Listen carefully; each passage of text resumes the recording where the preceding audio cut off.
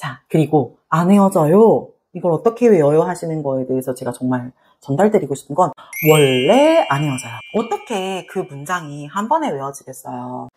그래서 한 번에 외우려고 하면 너무 힘들어져요. 제가 녹음을 하라고 한 이유도 스며들어야지 조금씩 남아가면서 정교해지거든요. 한 번에 다 외우려고 하지 말고 이해하고 반복하면서 정교해지는 거거든요.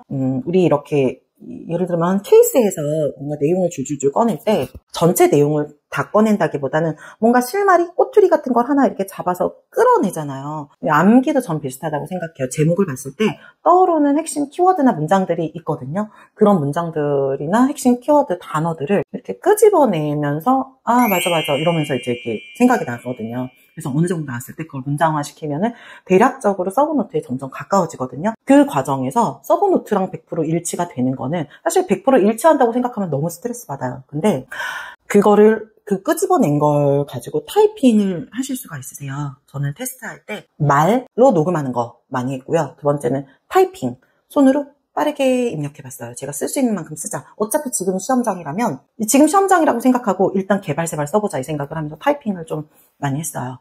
근데 그거를 하면은 빠르게 서브노트의 답과 내가 개발세발 쓴 답이 교차가 되면서 좀 빠르게 오답 체크가 되거든요. 그래서 그렇게 하고 안 외워지는 거에 대해서는 이거는 그 자리에서 한다기보다는 포스트잇 있잖아요. 포스트잇에다가 이렇게 적었어요. 적어서 집에 막 붙여놓고 화장실에 붙여놓고 하면서 거기를 지날 때 무조건 그걸 생각하는 거예요. 그걸 생각해서 이게 방법은 없어요. 그렇게 계속 반복하는 것밖에 없어요. 그래서 이거 보면 이 키워드 생각나서 맞아. 이 키워드 생각나서 맞아. 이랬고 정말 안 외워지는 게 있었거든요. 그게 뭐였지? 정말 안 외워졌던 것 중에 절차 중에 정말 안 외워졌던 게 있었던 것 같은데 절차였는지 사무였는지 손바닥에다가 그냥 볼펜으로 문제를 적었어요. 적고 핵심 키워드를 딱딱딱 적었어요. 적고 밥 먹다가 이렇게 봐요. 보고 이거 왜 생각 안 나지? 키워드 가리고서 왜 생각 안 나지? 했다가 안 되면 다시 빼요. 그리고 다시 상기시켜요. 그래서 화장실 가서 손 씻고 나면 또 지워져 있거든요. 그러면은 흐릿흐릿 할 때 한 번 또 봐요.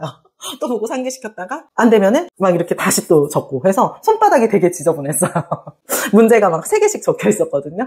그래서 근데 그렇게 하면은 이게 어느 순간 키워드가 딱 들어오면서 문장화가 되고 타이핑으로 반복을 하다 보면 정교해져요. 그렇게 하셔야지 처음부터 막 다 써내려야겠다는 생각을 하는 순간 정말 이 지옥길이 열리는 거예요. 그래서 절대 그렇게 하지 마세요. 마지막으로 하나 더 안내드리고 싶은 건 강의를 다 들어야 될까요? 심화 강의, 모의 강의 이런 거 다 들어야 될 거야 하셨을 때 저는 결론은 암기라 그랬잖아요. 제 답은 그냥 서브노트 하나였어요. 어떤 문제가 나와도 서브노트에 있는 답을 저는 쓸 거라는 생각으로 서브노트를 만든 거였거든요.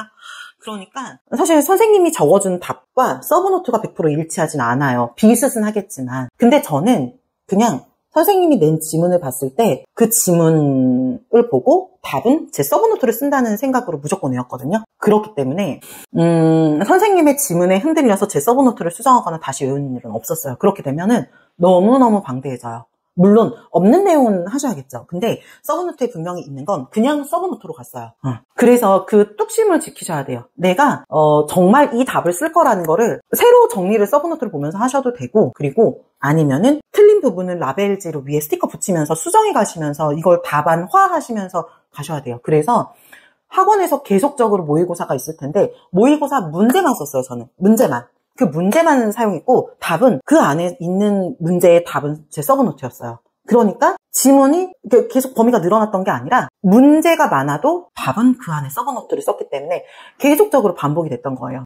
그거를 꼭 지키셔야 돼요. 그리고 학원을 가야지 모의고사도 보고 뭔가 내가 그 시험도 보고 할 텐데 혼자서 하면 그게 어렵지 않냐 했을 때 제가 드린 서브노트 보면 맨 앞에 목차가 있거든요. 그 목차가 그냥 문제예요.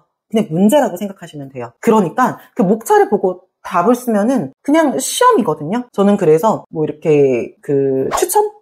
이렇게 막 종이 쪼가리에다가 1, 8, 9, 12, 5 막 이런 식으로 해가지고 뽑아가지고 오늘은 이거 답 5개 써야지 해서 시험 보고 막 그런 식으로 했어요. 답은 어차피 서브노트니까 시험 보고 다시 서브노트 펼쳐서 답 체크해보고 틀렸으면은 다시 외우고 학원 문제든 목차 안에 있는 서브노트든 그 서브노트 문제든 동일했어요. 그 시험을 토요일, 일요일마다 봤어요. 처음에 어떻게 봤냐? 손으로 쓰지 않았고 타이핑으로 봤어요. 그냥 손으로 쓰면은 시간이 너무 오래 걸리고 힘들어요. 손 나중에 아파가지고 물이 오거든요. 저는 타이핑으로 했음에도 불구하고 그렇게 시험 때 이렇게 썼던 것만으로도 손에 무리가 와서 시험 합격하고 나서 체외 충격파 이거 물리치료 받으러 다녔거든요. 그럼에도 불구하고. 근데 다 서브노트를 손으로 쓴다고 생각하면은 일단 시간적으로 너무 오래 걸리고 손도 아마 고장 날 거예요.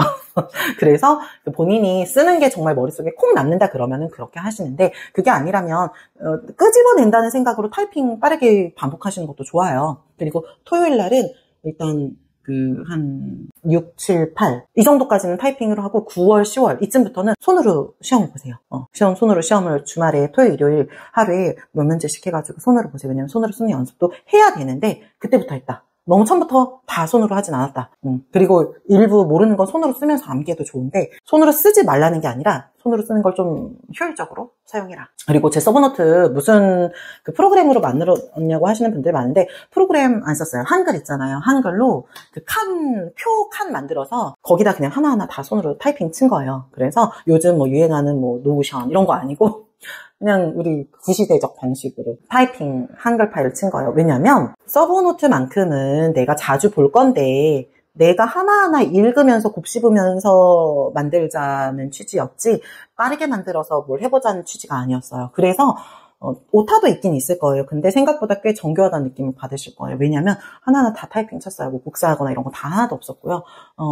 그래서 일단은 이메일로 연락 주셨던 내용에 대해서 다 같이 공유 드리고자 영상을 만들었습니다. 다들 시험 공부 화이팅 하시고요. 꼭 손바닥에다가 딱 이렇게 모르는 거 적어가지고 혼자 테스트하는 거 연습 꼭 하시고, 포스트잇으로 막 붙여가지고 모르는 것만큼은 이렇게 툭툭 계속 상기시켜야 돼요. 그거 꼭 유념하셔서 열심히 공부하시기 바랍니다. 또 좋은 팁 있으면 전달 드릴게요. 감사합니다.